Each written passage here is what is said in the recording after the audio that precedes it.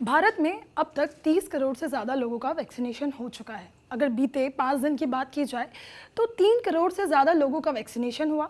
ये अब तक की वैक्सीनेशन का 10% है। भारत में वैक्सीनेशन को गति मिल गई है। एक्सपर्ट्स का कहना है कि आने वाले महीनों में वैक्सीनेशन और तेज़ होगा और अगर वैक्सीनेशन की यही रफ्तार रही तो दिसंबर तक 94 करोड़ से ज़्यादा लोगों को वैक्सीन लग जाएगी। ये तो हमने बात करी वैक्सीनेशन की कि कैसे वैक्सीनेशन को गति मिली है और अब भारत में रिकॉर्ड तोड़ वैक्सीनेशन किए जा रहे हैं। लेकिन क्या भारत का वैक्सीन अभियान सच में सफल है? ये बहुत बड़ा सवाल है। सवाल इसलिए क्योंकि भारत जैसे घनी आबादी वाले देश में वैक्सीनेशन अभी भी धीरे धीरे हो रहा है और अगर दिसंबर तक 94 करोड़ लोगों का वैक्सीनेशन हो भी जाता है, जो एक्सपर्ट्स का कहना है, और ये तब संभव है कि अगर वैक्सीनेशन की रफ्तार इतनी ही तेज रहती है तो ये बहुत बड़ा सवाल है कि क्या 94 करोड़ लोगों का वैक्सीनेशन हो पाएगा। दूसरा बड़ा सवाल, हमारे सामने डेल्टा वेरिएंट चुनौती है, हमारे सामने कोरोना की तीसरी लहर चुनौती बनके खड़ा है। ऐसे में अगर सबका वैक्सीनेशन शुरू करते हैं तो क्या कोरोना की तीसरी लहर से ये वैक्सीन लड़ने में संभव हो पाएगी? तीसरी बड़ी चुनौती हमारे सामने है लोगों के मन में वैक्सीन को लेकर डर, क्योंकि जगह जगह से ऐसी तस्वीरें आई जब वैक्सीनेशन के कैंप लगाए गए तो लोगों ने कैंप लगाने वाले डॉक्टर्स पे पथराव किया। कई जगह लोग वैक्सीन लगवाने से डर रहे हैं। लोगों के मन में कई तरह के सवाल हैं। अभी भी एक्सपर्ट्स लोगों के मन से वैक्सीनेशन का जो डर है वो खत्म नहीं कर पाए हैं, क्योंकि लोगों के कई सवाल हैं कि क्या वैक्सीन लगाने से आप नपुंसक हो सकते हैं, क्या गर्भवती महिलाओं को वैक्सीन लगवानी चाहिए, मेंस्ट्रुएशन के टाइम क्या लड़कियां वैक्सीन लगवा सकती हैं, वैक्सीन लगवाने से क्या लॉन्ग टर्म इफेक्ट होंगे।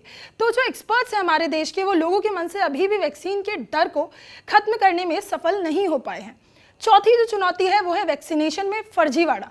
जब से वैक्सीनेशन शुरू हुआ, 16 जनवरी से देश में वैक्सीनेशन की प्रक्रिया शुरू हुई, तब से कई ऐसी तस्वीरें सामने आई, कई ऐसी खबरें सामने आई जहां वैक्सीनेशन में बहुत बड़े बड़े फर्जीवाड़े किए। हाल ही का एग्जाम्पल हमारे पास है मुंबई का, जहां पर 2000 लोगों को फर्जी वैक्सीन लगाई गई। वहां कैंप लगाया गया, लोगों को फर्जी वैक्सीन लगाई गई और बाद में पता चला कि उसमें वैक्सीन थी ही नहीं, उसमें तो पानी भरा हुआ था। ऐसी कई तस्वीरें हमारे सामने आई। वैक्सीनेशन में फर्जीवाड़ा, लोगों के मन में भ्रम। तो कहीं ना कहीं सरकार के लिए वैक्सीनेशन किसी चुनौती से कम नहीं है। वहीं हमारे सामने अच्छी खबर ये भी है कि वैक्सीनेशन की प्रक्रिया तेज हो गई है। जगह जगह अब लोग वैक्सीनेशन लगवाने लग गए हैं। अगर बात महाराष्ट्र की जाए तो महाराष्ट्र अब तक वैक्सीनेशन में सबसे अव्वल रहने वाला राज्य था। वहाँ 3 करोड़ से ज़्यादा लोगों को वैक्सीन दी जा चुकी है। लेकिन अगर इस हफ्ते की मैं बात करूँ तो उत्तर प्रदेश ने महाराष्ट्र से ये बाजी मार ली है। उत्तर प्रदेश में बीते सप्ताह 45 लाख लोगों का वैक्सीनेशन किया गया, जो कहीं ना कहीं एक बहुत बड़ा आंकड़ा है। तो और अगर इसी रफ्तार से उत्तर प्रदेश में वैक्सीन लगती रही तो वो दिन दूर नहीं जब महाराष्ट्र से ज़्यादा उत्तर प्रदेश में वैक्सीनेशन की रफ्तार तेज़ हो जाएगी। तो ये हमारे कुछ सवाल थे कि अगर वैक्सीनेशन की प्रक्रिया इतनी तेज़ी से चलती भी रहती है तो क्या वैक्सीनेशन भारत में वाकई सफल हो पाएगा, क्योंकि इजराइल फुल्ली वैक्सीनेटेड होने के बाद भी कोरोना से संक्रमित होना शुरू हो गया है। इजराइल वो देश था जिसने सबसे पहले खुद को पूरी तरह से वैक्सीनेटेड किया, लेकिन अब भी वहाँ पर लोगों को कोरोना संक्रमण हो रहा है। तो अगर दिसंबर तक हम 94 करोड़ लोगों को वैक्सीनेटेड कर भी देते हैं तो क्या भारत में कोरोना की रफ्तार कम होगी? क्या तीसरी लहर से ये वैक्सीन लड़ पाएगा?